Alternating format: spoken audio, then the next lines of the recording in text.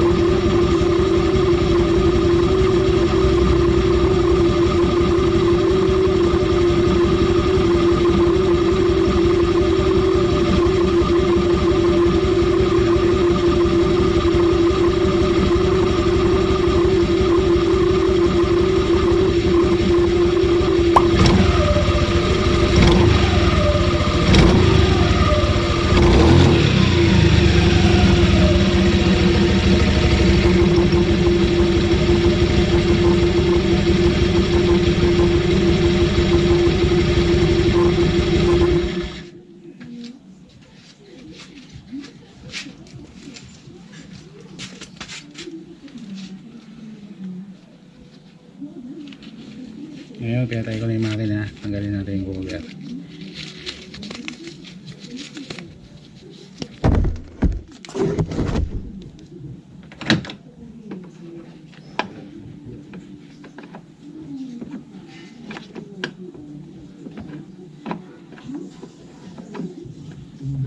Yung matagal nga lang to. Hindi tayo nagtatagal eh.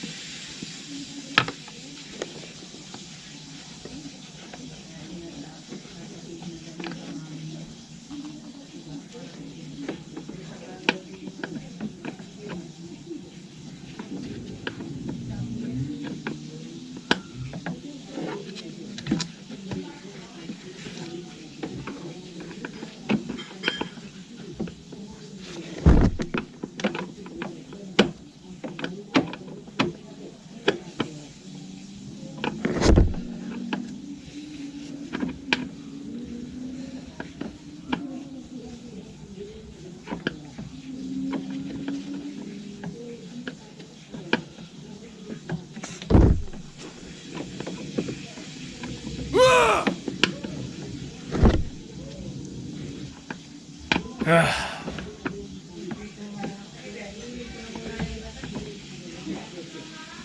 kayo, baka malubat na. Tagal, medyo madilim na eh. Balikan ko na lang kayo. Honest to goodness naman to. Tanggalin ko lang yung tornilyo.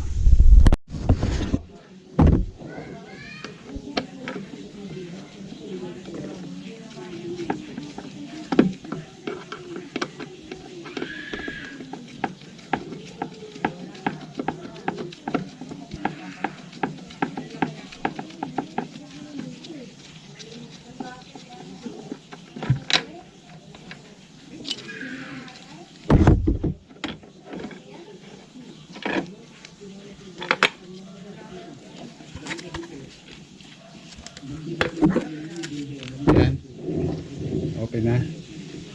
Tanggalin natin ulit yung makina.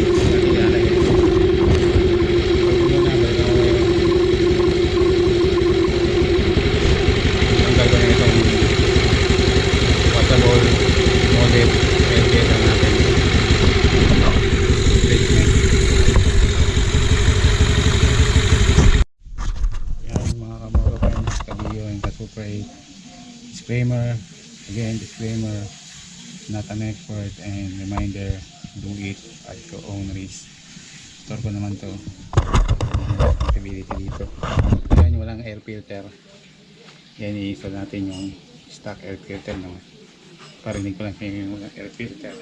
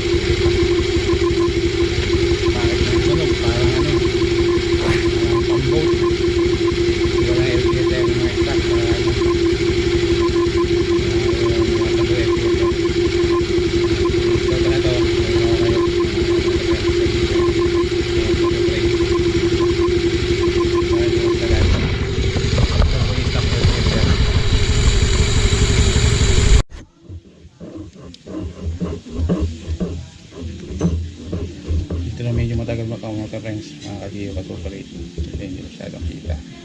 At kailangan nyo ng mahabang screwdriver Philip. Ayan, untied lang. And start na natin, stock air filter. Ito naman. Washable air filter na kami. Ayan, stock air filter na nakabox na lahat. Tanggalin na natin yung makina.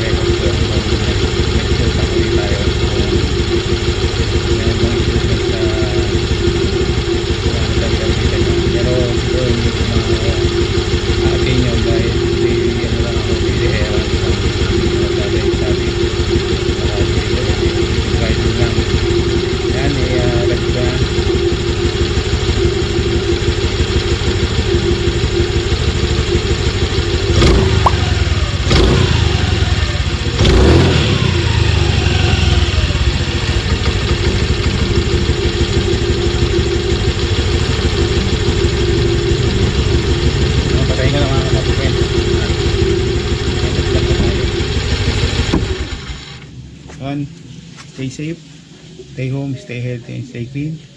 And pray always maging okay tayo lahat. At sana nagustuhan niyo itong video na to kahit medyo mahaba o sana maiksi. At i-upload ko na to hopefully.